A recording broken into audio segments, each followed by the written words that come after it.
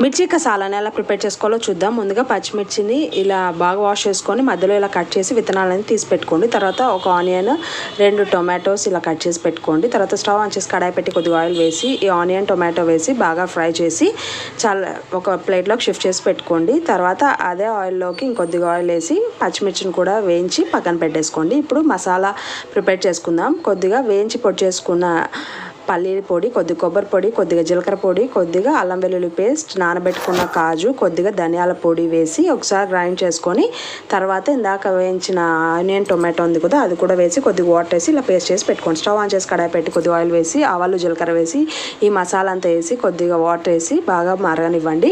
తర్వాత తగినంత ఉప్పు, కారం పొడి, కొద్దిగా గరం మసాలా వేయండి. తర్వాత బాగా ఫ్రై అవనిచ్చిన తర్వాత మనం వేయించుకున్న మిర్చి కూడా వేసి ఒక 5 మినిట్స్ మరగనిస్తే మన మిర్చి కసాలన్ రెడీ.